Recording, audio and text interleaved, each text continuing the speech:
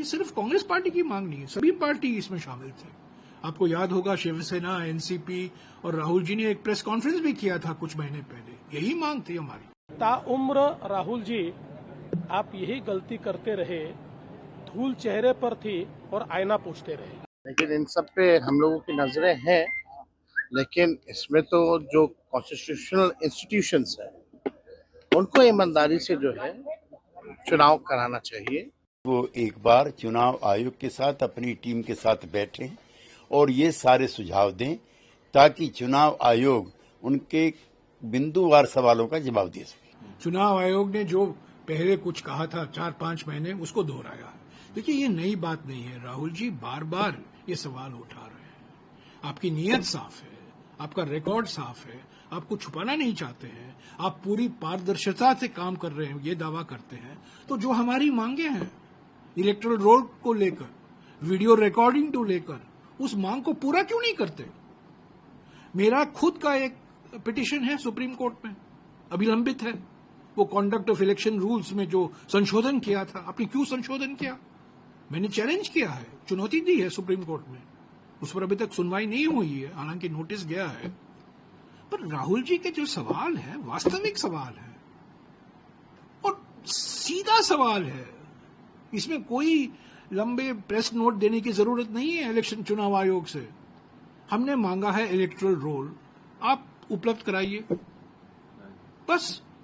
और जो video recording है 5 बजे के बाद, उनको उपलब्ध कराइए। उसमें क्या तकलीफ है? क्या छिपाना चाहते हैं आप?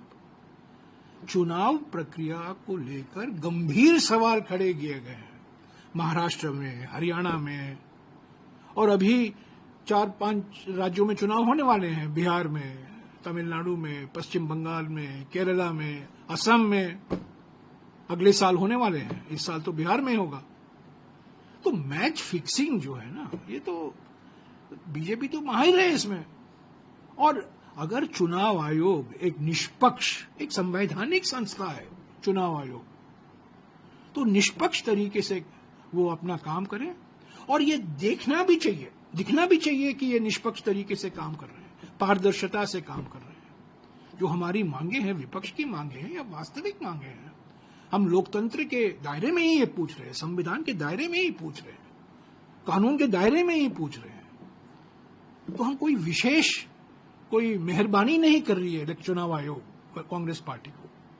जो हमारी 2 ही मांगे हैं राहुल जी ने, बार बार उन्होंने कहा है, पहले भी कहा है, कल भी दोहराया है।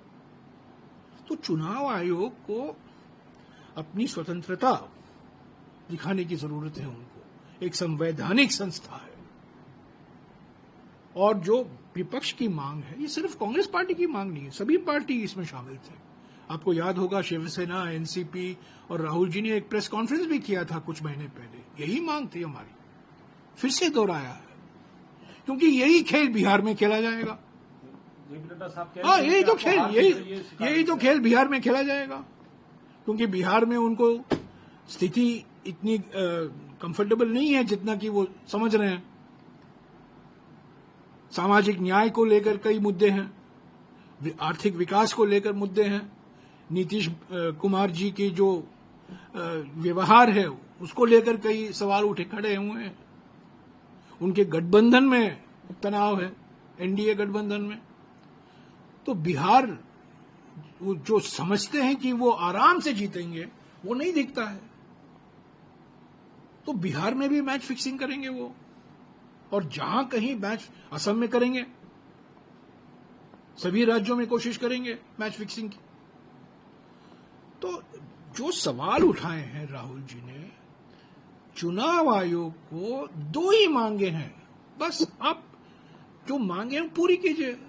हम चाहते हैं कि चुनाव आयोग संवैधानिक, सम्मान करते हैं चुनाव आयोग का, कोई अपमान नहीं हुआ है, पूरा सम्मान करते हैं। जो ईसी हैं उनका सम्मान करते हैं, संवैधानिक संस्था है, संवैधानिक पद है। पर आपको निष्पक्ष तरीके से, पारदर्शिता से अपना काम करना चाहिए। देखिए, मैं राहुल जी को इतना ही कहना चाहूंगा कि ताउम्र राहुल जी आप यही गलती करते रहे, धूल चेहरे पर थी और आईना पूछते रहे। 2014 के बाद से जब से नरेंद्र मोदी जी प्रधानमंत्री बने हैं, तब से जितने भी कॉन्स्टिट्यूशनल इंस्टीट्यूशंस हैं, संवैधानिक संस्थाएं हैं, सबको हाईजैक कर रखा है। चुनाव आयोग इलेक्शन की घोषणा करता है चुनाव की तारीखों का, उससे पहले बीजेपी की आईटी सेल को पता होता है कि चुनाव कब होना है। तो ये बात तो है, लेकिन इन सब पे हम लोगों की नजरें हैं। लेकिन इसमें तो जो कॉन्स्टिट्यूशनल इंस्टीट्यूशंस है, उनको ईमानदारी से जो है चुनाव कराना चाहिए और अपने दायित्वों का निर्वहन करना चाहिए।